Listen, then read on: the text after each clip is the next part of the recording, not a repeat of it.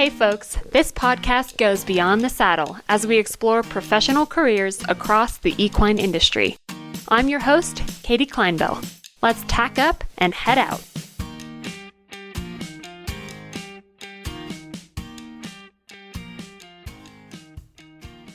Hey Beyond the Saddle fans, this is Katie, your host, and you are just stuck with me today. December is a super busy month for everyone, like I know it is for you too. So I'll keep this episode short and sweet, but I wanted to leave you with some thoughts and some updates on the Equine Network here at the end of the year. It's been a really big year for my company, and I'm sure that everyone may be feeling this in a different way, how 2021 has really shaken us in a good way, because 2020 was just so stagnant, right? And then we kind of opened the floodgates into 2021 as we started getting back out on the road and going to trade shows and doing all of the things together like we used to. So I'm feeling it. I think everybody's sort of feeling it. And I know December sort of becomes this time of reflection and goal setting and all those things, but man, I'm tired. I don't know about you, but I feel like December's a little bit of that senioritis of adulthood, right? Getting motivated and doing all the things and finishing strong is tough. But here I am on the podcast talking to you about it anyway, because that's what we do. But wanted to give you an update about everything happening here in my company. So Beyond the Saddle's parent company is the Equine Network, which you might remember from episode 0, which is sort of my origin story and introduction, as well as episode 1, which is with Melissa Kitchen, who is my boss. So you can learn all about the Equine Network and all of the many, many things that fall under that umbrella, from magazines to podcasts to video to events, all kinds of good stuff. But in January of this year, the Equine Network was purchased by new investors, which has been really amazing for us because it's allowed us to explore what it means to stand on our own and let the Equine Network grow in all kinds of new ways. So 2021 has been crazy as we explore that and expand and get more specific with what we do and fulfill our niche and fill into new niches in all kinds of new ways. For my team, which is the marketing services team, we oversee all of the marketing for our internal brands as well as all of the client projects. So if you'll remember from episode 0, I am the tier program manager, which basically just means any companies that come to us and want to advertise in print and in digital, maybe have some research done, kind of all bundled together into one giant program. So I help manage that. I help those partners think strategically about their goals for the year, what they want to learn, what they want to achieve. So I'm still doing that. I'm still managing the tier program, but I've also now gained 6 employees underneath me and learning how to become a manager and lead a team, which has been very challenging, but also very fun. Part of that team is our digital project manager who led the charge on Horse Week. So if you haven't heard of Horse Week or if you missed it, it was the first week of October where we just celebrated everything about the horse. It's a whole new video platform where you can just go in and watch horse video after horse video after horse video. And we celebrated the first week of October, but we are now re-releasing the content leading up to Christmas. So you can still tune in, you can still watch and enjoy. And we're looking ahead to big projects coming in 2022 with Horse Week and beyond. So it's been fun to be part of that project and dream big for the next years too, as we look ahead and how we can grow Horse Week and how we can grow other projects. My team did a phenomenal job. The whole team at the Equine Network really pitched in and pulled off this amazing project. Like Mariah Hammerschmidt from episode 18, you'll remember, she's our video project manager here, and she really, really worked some serious magic to make Horse Week come to life.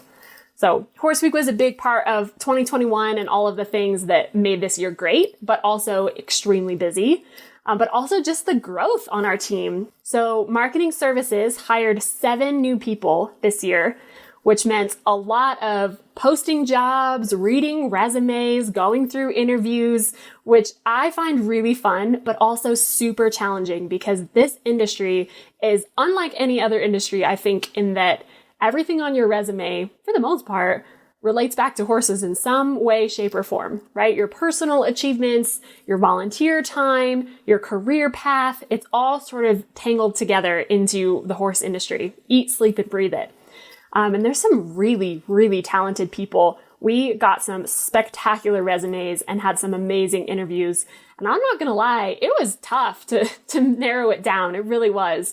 But I am so proud of the team that we've selected and the folks who have joined the marketing services team in this last year. So congratulations to all those people. It's been a whirlwind to go from just being part of the tier program and, just being my lonely old self to now managing other people, and making sure that they have what they need to continue to grow and to meet their own objectives. So if you're kind of feeling that as well, and I think some of you probably are, I feel like December is a time when you look back at either a promotion you received, or maybe you're staring one down for the new year, or you've got high hopes that you're going to maybe climb that ladder a little bit and take on some more responsibility. And if that's you, this episode is for you, because I just want to take a minute to sort of reflect on that. Promotions are definitely not linear, and you will struggle, and you've got to sort of lean into it. I really encourage you to embrace it. You need to sort of let yourself get knocked down so that you can figure out where you need to learn, where you need to grow.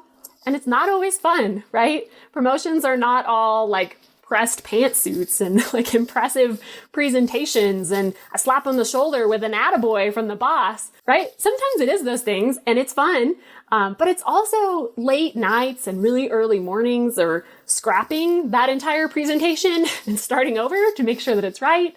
It's being available to your team at all times, whenever they need you. Try to help them and being really honest with them. So it's having those hard conversations about time management and bandwidth and all of those things, and being honest with yourself about how you can help, being honest with your team about what they need, and being honest with your higher ups about how to make that go forward. All of these things to say, it's not easy, but it is worth it. So if you're finding yourself in a similar situation where you've taken a big step professionally this year, or you're looking ahead to next year, just lean into it, embrace that, and see how you can grow. The other thing that I've realized is that everybody wants to say yes to all the things. When you work at a place like the Equine Network, where your passion meets the mission of the company, which is a great place to be. But if you work in a similar situation where you're really passionate for what that company does, I've realized there's two things. One, you personally are willing to do whatever it takes to make the things happen. Whether that means the late nights, whether that means pulling in other team members and experts to make it happen, all good things, but you will do whatever it takes. The other thing is, I often find that if you work for a company where your passion meets the mission of the company, lots of your coworkers, if not all of them, also feel the same way, and they're also willing to do whatever it takes to make it happen.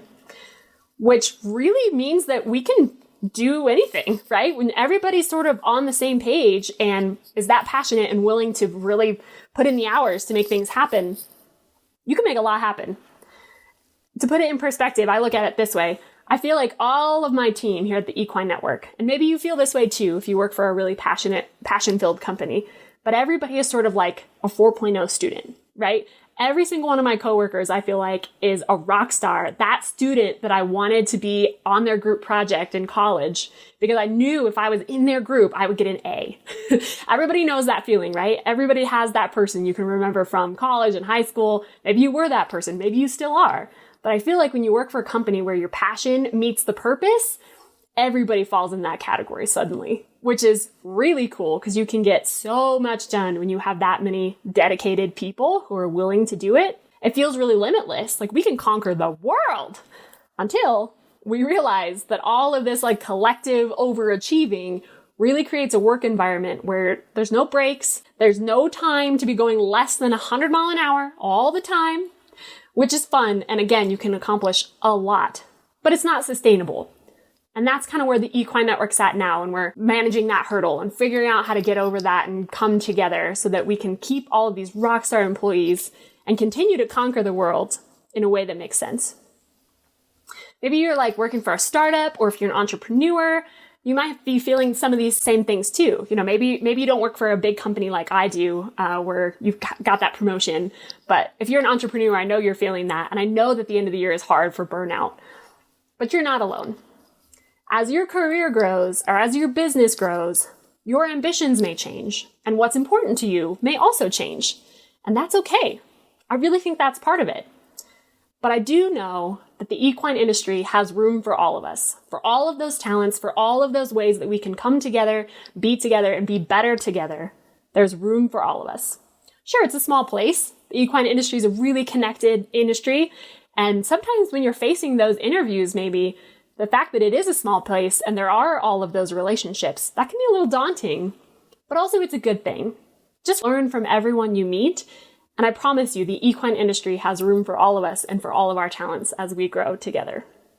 Now, as I kind of look back on all this change and growth and all the good things that have happened to me in my career and to our company, and as I talk to our other industry partners and they celebrate the things that are happening for them this year, I'm looking ahead to 2022. And there's two mantras that I have, just two perspectives I kind of want to hold close to my heart as I work and become better in the new year.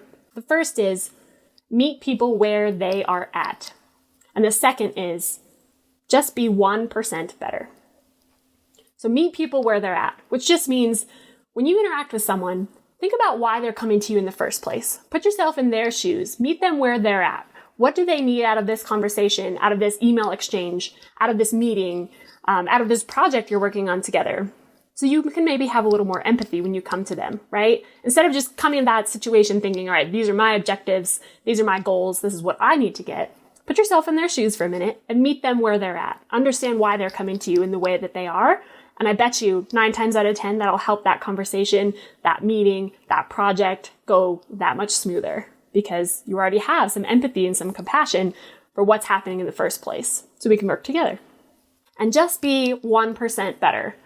I get this from some amazing horse trainers I've interacted with over time, right? This idea of just making every time you ride that horse or practice that maneuver, just 1% better. A 1% more balanced stop. A 1% more supple turnaround. A 1% better lead change or lead departure. But I think this can apply not only to you as a horseman, because I do try to think about this when I ride, right? I want every time I get on my horse or work on a specific move to just be 1% better than it was the last time. But I think you can apply the same concept to your life, to your job. I want to be 1% better in my email communications this week. I want to be 1% better to my team every time I meet with them to make them feel just 1% more empowered or have 1% more clarity. If you think about it in just increments of 1%, over time that adds up. And over time it becomes something really beautiful. It becomes a finished reining horse, right? It becomes a Grand Prix jumper. Well, 1% at a time is bite size and manageable and a way that we can look at it without being overwhelmed. Because when you stand in January and you look ahead at a whole year in front of you and all the things that you need to accomplish or that you hope to accomplish, I certainly feel like I might be drowning a little bit. So to avoid that, just think of this way. Meet people where they're at and just do it 1% better. I hope that's helpful to you. I think that's where I'm going to sit as I head into the holiday break and get ready for the new year. But I hope you're also looking back on your 2021 and that you're proud of whatever it is that you've accomplished. And I hope that you look ahead to 2022 with big goals, but with bite-sized, step-by-step perspective. I also hope everybody has a beautiful holiday season. Take time to thank the people that you work with, the people in your life that support you, that cheer you on. I want to say a big thank you to all of our new employees, all of our new hires, as well as all my coworkers and everyone at the Equine Network. We have had a heck of a year doing amazing things, but it's a well-deserved break. So thank you to everybody that has come together to make this year happen. And cheers. Cheers to a brand new year.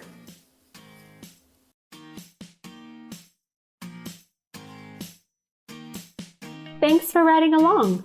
Know someone that would be great to interview? Have questions you'd like answered on the podcast? Send me an email at beyondthesaddlepodcast@gmail.com or join the conversation on social media. You can connect with us and learn more about the Beyond the Saddle podcast by following us on Facebook and Instagram at Beyond the Saddle Podcast. Find more episodes anywhere that you get your podcasts, such as Apple Podcasts, Spotify, Stitcher, and more. Beyond the Saddle is a production of the Equine Podcast Network, an entity of the Equine Network.